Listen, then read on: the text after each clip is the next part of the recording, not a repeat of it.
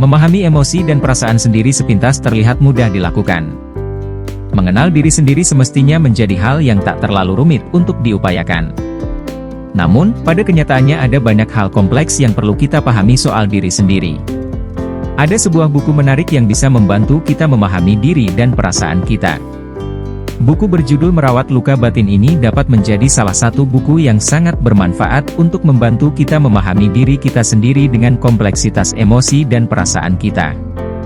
Banyak pemaparan menarik terkait upaya untuk lebih sadar akan pikiran-pikiran otomatis kita. Selain itu, kita pun akan memahami berbagai hal penting tentang bagaimana pikiran otomatis ini berkontribusi pada kondisi depresi atau perasaan kita yang mengganggu. You are what you think, begitu kata banyak orang.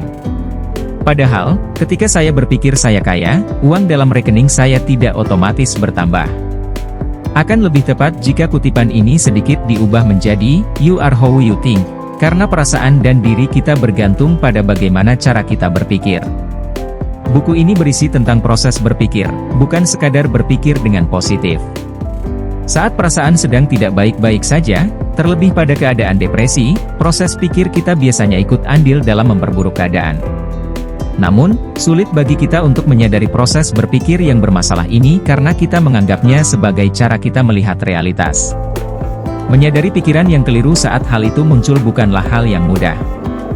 Buku ini memuat beberapa pola untuk membentuk cara berpikir yang tepat. Tak hanya orang-orang yang sedang merawat luka batin, para penyintas depresi juga bisa menarik manfaat dari buku ini. Semoga buku ini juga bisa menghapus stigma tentang depresi dan menunjukkan bahwa gangguan kejiwaan, termasuk depresi, bisa dialami siapa saja. Manusia adalah makhluk yang emosional. Setiap hari, kehidupan kita diwarnai oleh berbagai macam emosi, senang, bahagia, sedih, gundah, kecewa, marah, dan berbagai macam perasaan yang tercetus oleh bermacam kejadian. Sebagai manusia, kita dianugerahi kemampuan untuk merasakan berbagai macam emosi dan perasaan. Semua itu menjadi hal yang perlu kita terima sekaligus kita pahami agar bisa menjalani hidup dengan lebih nyaman. Hanya saja dinamika kehidupan kadang menghadirkan banyak tekanan. Belum lagi dengan berbagai macam persoalan dan masalah hidup yang begitu pelik, kita bisa rentan mengalami stres hingga depresi.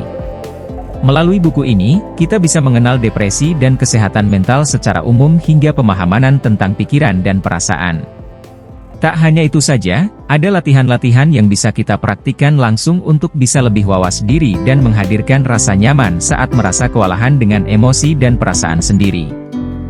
Rasa sakit itu personal.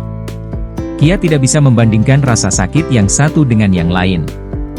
Hanya karena ada orang yang lebih menderita daripada kita bukan berarti rasa sakit yang kita rasakan itu tidak nyata. Salah satu prinsip yang sangat membantu dalam menghadapi faktor risiko depresi adalah dikotomi kendali. Dikotomi kendali kurang lebih berbunyi seperti ini, dalam dunia ini ada sebagian hal yang bisa kita kendalikan dan ada sebagian hal lain yang tidak bisa kita kendalikan. Ketika patah hati, tubuh kita juga merespons dengan nyeri. Bedanya, nyeri yang terjadi adalah nyeri emosional.